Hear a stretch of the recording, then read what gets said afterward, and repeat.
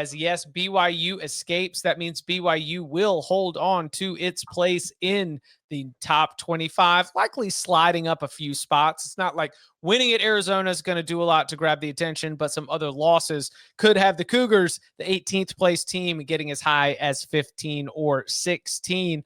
But to tease back to the first game that we discussed tonight, the Indiana Hoosiers, based on Chip Patterson Institute and Research, has never been higher than number 4.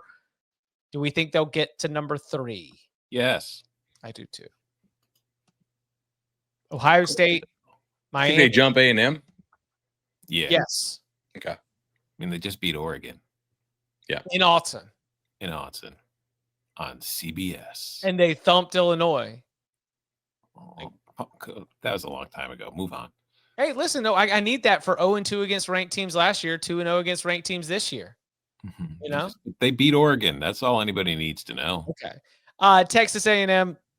I've actually got Texas A&M jumping Ole Miss because Texas A&M obviously had the win against Florida. Ole Miss struggled with Washington State. And if you go into the voting points last week, those two were razor thin. And then there was a little bit of a gap between 3 and 4. So basically what I'm projecting is that Indiana moves more into Oregon's slot in that debate for the top. And then as we look at the beginning of the next tier 2 in the AP Top 25, Texas A&M moves to the top of that list. Some slight shifts around. I think Oregon probably hangs on inside the top 10. You know, looking at that 8, 9 to 10 range, maybe if Georgia or LSU were more impressive, they could get knocked down as low as 12, but I don't see that being the case given how Georgia and LSU played. So I've got the Ducks checking in ahead of the Dogs, checking in ahead of the Tigers as one of the top one-loss teams in the country. Any thoughts on where Oklahoma falls? Well, their resume is aging like milk, right? I noted Michigan got blown out. If voters were noting that Auburn and Michigan lost, then Oklahoma's resume got weaker because I don't think Auburn or Michigan are going to be ranked in the new AP Top 25. I would say they're going to still be in the top 15. But I don't know if they're going to be that much higher than that. I've got them at 13, so you and I are seeing that pretty similarly. Yeah. Do they fall behind Georgia Tech? I've got it's right there. You know, like I slotted it, but I don't feel that's. Do they fall behind Missouri? I think Missouri falls down to Vanderbilt. Missouri and Vanderbilt have pretty similar. Like Vanderbilt beat South Carolina by more, but they both got a win against South Carolina, a win against a non-conference power conference team, and a loss to Alabama. The Missouri-Vanderbilt sort of pairing works pretty well. I'm giving Vanderbilt the slight edge at 17, Missouri at 18, but, you know. Where was Missouri this week? 14? 14. Yeah. Yeah, okay, so then, yeah. Okay, we just got to slide them down or up. I think Texas is back. Where? Back in the where? In the rankings? Yeah.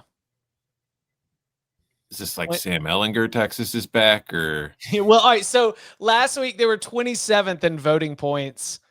If they were 27th before they even had a win against a power conference team, after getting a top 10 win, I think they're not going to, like, Notre Dame right now is the top 2 loss team. I don't think they're jumping Notre Dame, but I think that's sort of the gravity that we're talking about, where they might get ahead of your South Floridas and Memphises just based on the win. Yeah, you're right. Even if Texas is untrustworthy moving forward. How about who is for sure out, Chip?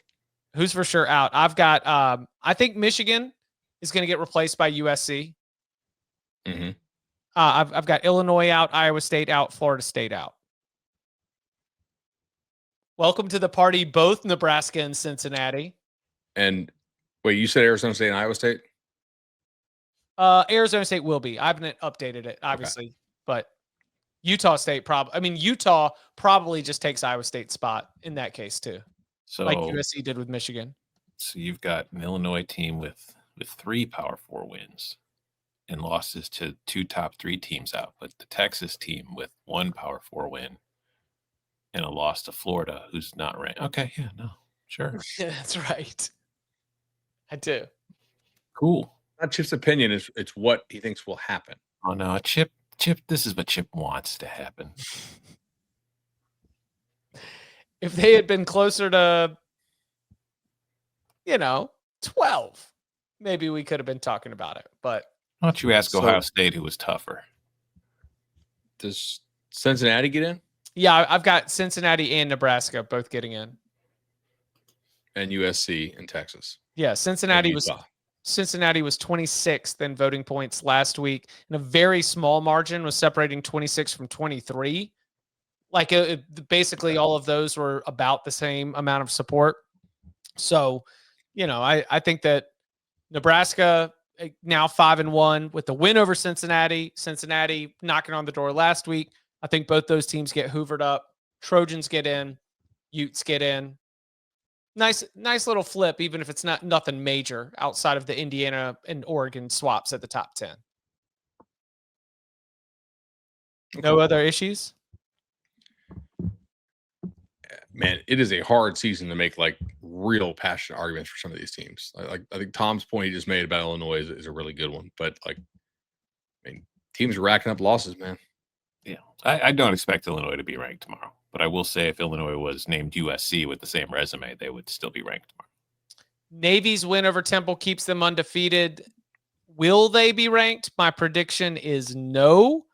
That is because they were 26, 27, 28, 29, 30, 31, 32, 33, 34, 35, 36. They were 37th in voting points last week. Just 4 voting points, which was either, I don't have it pulled up right now, either 4 25th place votes or 1 or 2 people who are really bullish, but not more bullish than 21. So Navy's still got some work to do, even as they remain unbeaten. They also have a 1-point win over Temple, a 3-point win over Air Force, a 1-score win over Rice. They did beat Tulsa handily, and they also beat UAB. Hey, but they're undefeated. I think the will they is closer than the should they be. Will they? They will be probably in the top 30. They'll get some stray 25s for sure. That's my projection. Can I ask you guys something? Sure. What's more impressive resume? A win over Purdue, a win over Arkansas, a win over Boise State, a win over NC State, and losses to Miami and Texas A&M, or a win over Duke, a win over USC, a win over the same Purdue team, then 2 other wins that I'm not really going to compare, or losses to the number 1 and 3 team? Because Mr. Patterson's got one of those teams in the top 15, and the other one he doesn't have ranked at all. This is probably like the best example this week of the quality of play rather than just win-loss. It's that dichotomy we get every week, right? Mm-hmm. Same. I'm not going to argue for FSU to be ranked on resume over Notre Dame this week, by the way. I think Notre Dame showed in its losses a closer margin than Illinois did. Well, that's like your opinion, man. I don't know about opinion. That's an opinion. I'm asking you for a fact. The chat really does not get it. I need a TI-83 to calculate that one, but I'm pretty sure margins were a bit tighter. Whatever. Irish. Okay, sure. All right. Okay. Indiana beats Notre Dame by 80, but sure, go for it. Okay, so we'll see if Chip's right about Illinois falling from 17 to out of the rankings. The new rankings will come out on Sunday. You can go and read my analysis over on CBSSports.com. We will react to the new AP Top 25 when the new rankings come out, when we gather back together on Monday for Upon Further Review.